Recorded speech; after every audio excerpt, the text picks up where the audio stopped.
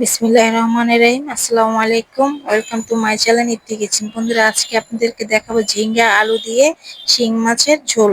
চলুন বন্ধুরা, শুরু করা যাক। আমি এখানে শিং মাছ কেটে ধুয়ে নিয়েছি, এখন ভেজে নিব। এখন মাছগুলো উল্টিয়ে দিব।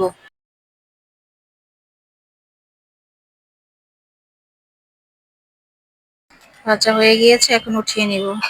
এটা কড়াইতে আমি কিছু পরিমাণ তেল আর পেঁয়াজ দিয়ে দিলাম।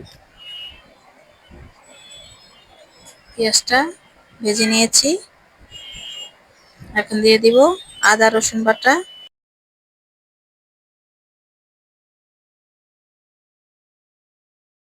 জিরা আর ধনিয়া বাটা। দিয়ে দিলাম কিছু পরিমাণ পানি, এখন ভালো করে কষিয়ে নিয়েছি। এখন দিয়ে দিব পরিমাণ মতন লবণ, মরিচ, হলুদ দিয়ে মশলাটা ভালো করে কষিয়ে নিব। দিয়ে দিব আগে থেকে কেটে রাখা আলু। আলু দিয়ে ভালো করে একটু কষিয়ে নিব।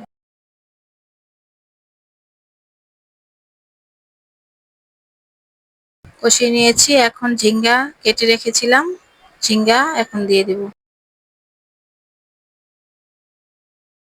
ঝিঙ্গাটা ভালো করে মশলার সাথে মিশিয়ে নিয়েছি। দিয়ে দিলাম কিছু পরিমাণ কাঁচামরিচ। এখন ঢেকে দিব। কিছুক্ষণ পর ঢাকনাটা সরিয়ে আবার নেড়ে দিব।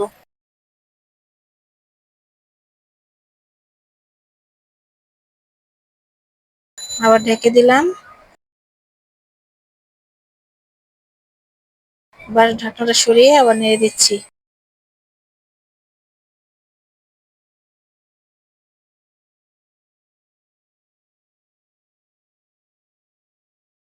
আমি অল্প পরিমাণ পানি দিব, কারণ ঝিঙ্গাতে পানি উঠে যায়।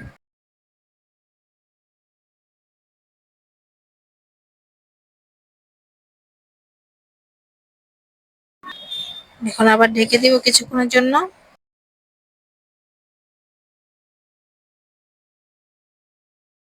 এখন দিয়ে দেবো ভেজে রাখা মাছগুলি। মাছগুলি দিয়ে ভালো করে নেড়ে ঢেকে দিব।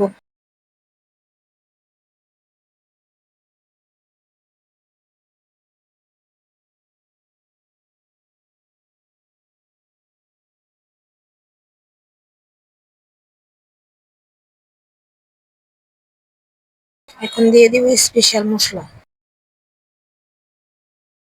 স্পেশাল মশলা দিয়ে ভালো করে নেড়ে দিব।